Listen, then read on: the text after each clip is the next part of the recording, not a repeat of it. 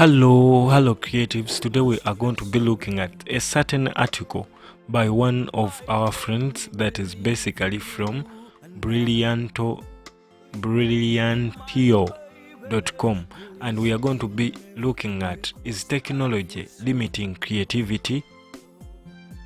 Okay, so technology is great. It saves us time, effort, and allows us to connect with each other. Okay, whether we are looking for the best restaurants in new cities or playing games against friends from across the globe, it has a place in all of our lives.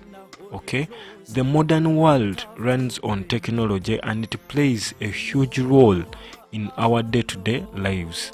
But is technology limiting creativity? In this article, I will share some thoughts on whether technology is limiting creativity, okay, or whether technology is a thing, okay, and suggest some ways in which we could be using it to improve our creativity instead. Okay, be aware the technology killing creativity dome mongers. I would like you to imagine for a moment a couple of writers sitting in a cafe in New York City in 1973, the year that the first machine to be called a typewriter began production. This is the death of the creative writing. Okay, the murder of original thought. Cries one to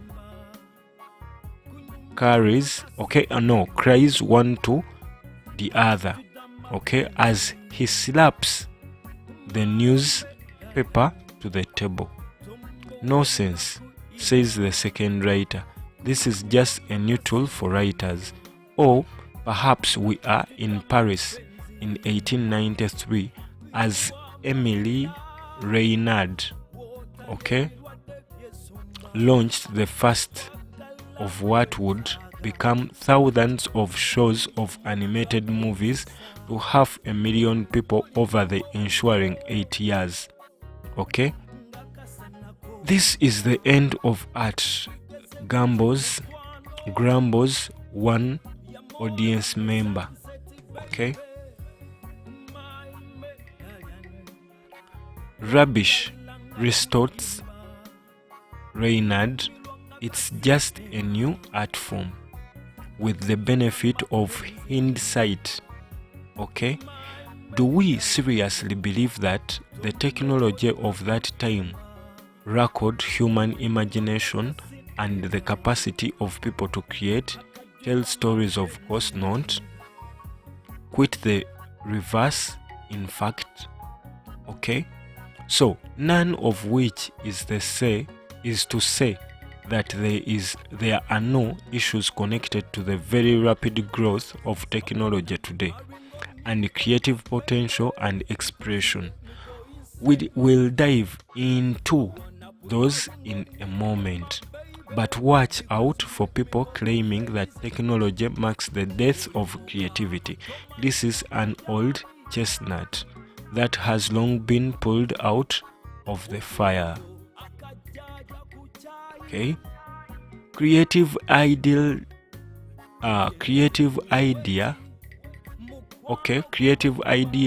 and creative expression.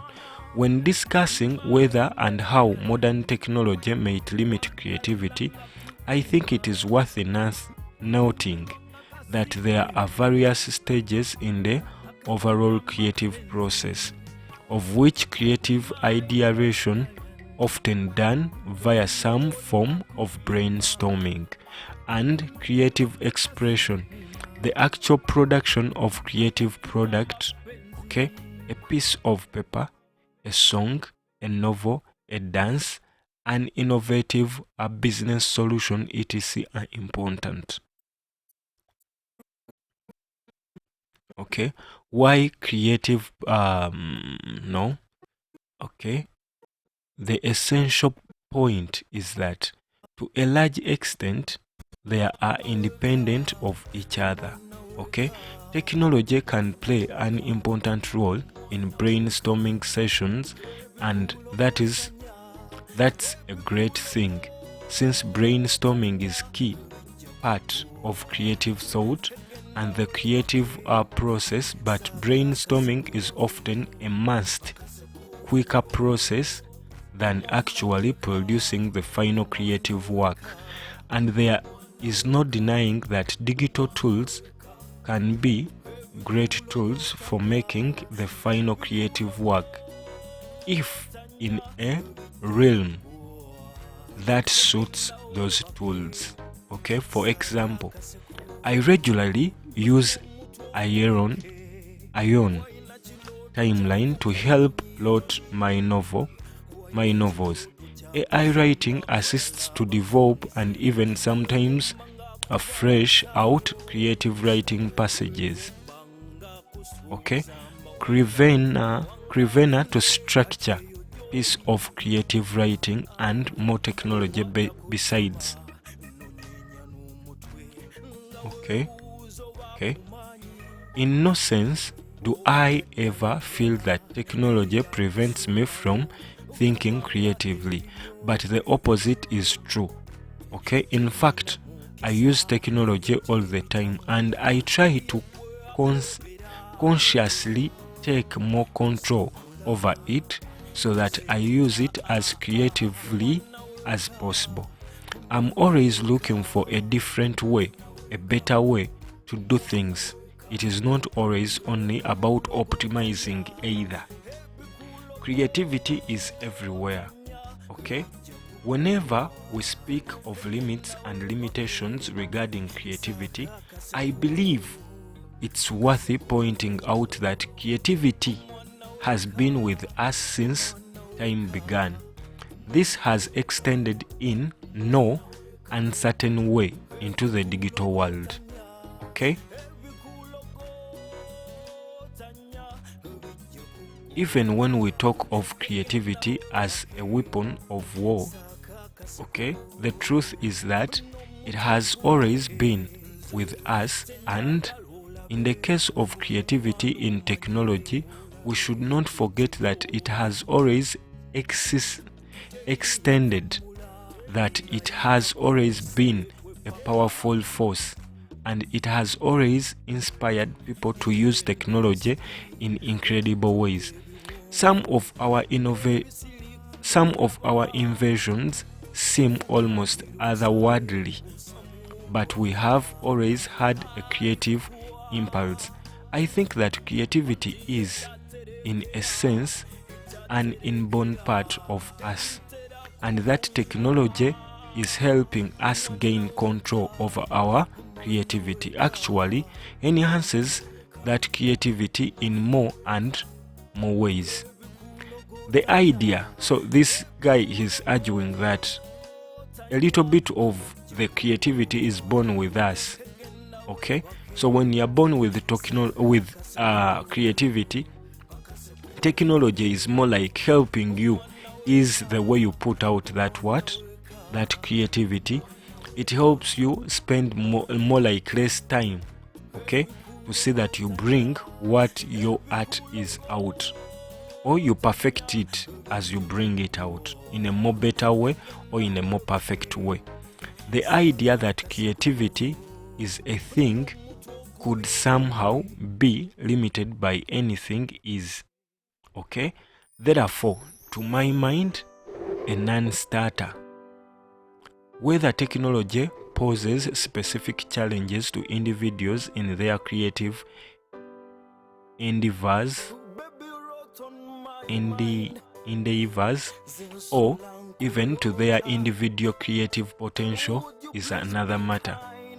The loveless test. Okay. So about a 15-minute drive from where I live in in Somerset, UK, is one of the homes of Augusta Ada King. Okay, Countess Lovelace, one of Charles Babbage's inventor of the modern computer, the difference engine. Closest collaborators and some experts argue the author of the world's first ever algorithm. Okay, which would make her the first ever computer programmer, a remarkable scientist and daring woman in many areas of life. At a time when moral codes severely constrained behavior, as a child of the famous poet Lord Byron, Ada Lovelace had an astonishing background. Her abilities in maths started to emerge when she was 17 in 1832.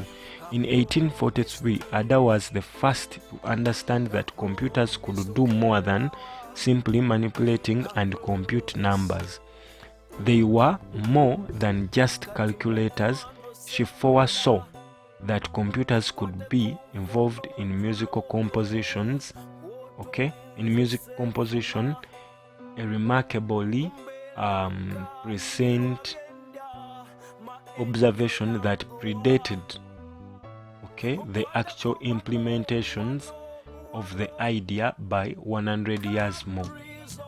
Okay, so it needs to be said that Ada Lovelace did not believe that computers would ever actually create original works such as novels or stories, but that her musings on the subject served to inspire the pioneers of artificial intelligence and machine learning. The author of the Creativity Code, Art and Innovation in Age of AI, Marcus du Sautoy, has proposed what he calls the Lovelace test, in deference to the famous Turing test, in which Alan Turing proposed that computers would finally achieve intelligence when their outputs become indistinguishable from those of a human interlocutor.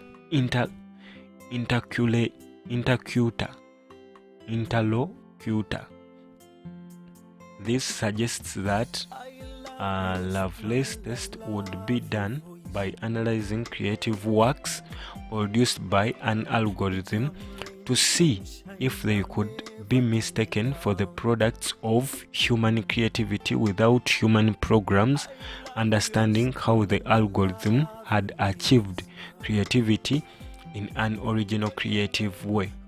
The point is that an eminent mathematician, and scientist like Du Sautoy has set the bar for technology to be creative.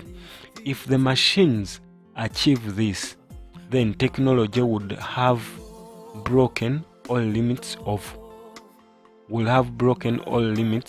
here on creativity. It truly will be a brave new world.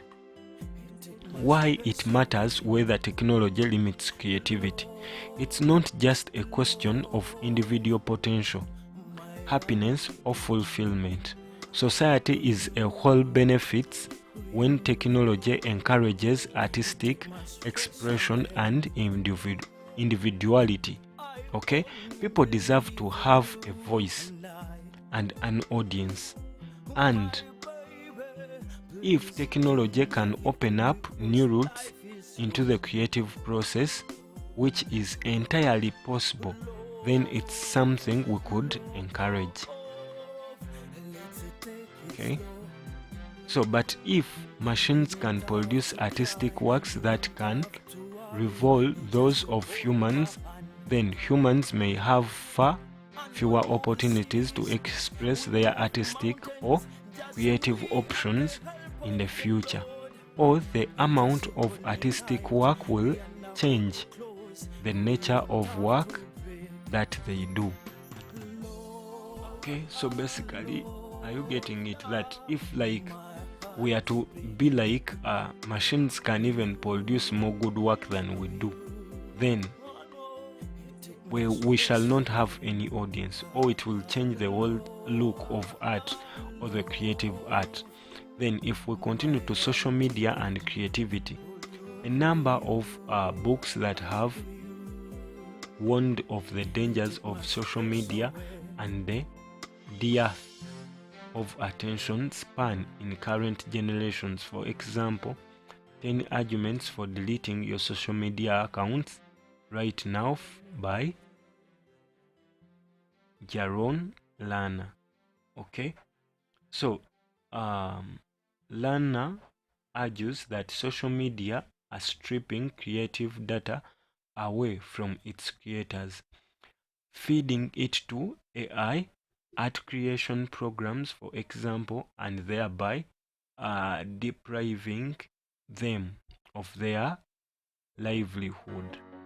He further argues that by channeling users into energy landscapes that constrain their experiences, social media is killing creativity and progress by denying people unbounded nature. Okay, therefore, if we equate social media to technology, you can see how technology may severely limit creativity, especially in the arts. I would argue that social media is not entirely to blame for the decline in the arts. We are living in an increasingly digital age, and for many people, particularly those who are not computer savvy, technology is not an avenue for creativity or expression. To my mind, social media does not mean technology. Yes, technology and algorithms underpin social media, okay? But the nature of social media is communication and human behavior, not technology per se, okay? It seems to me that creativity and society face communication and behavioral challenges rather than technology ones. Technology is a tool to be used for good or ill, not an actor in its own right.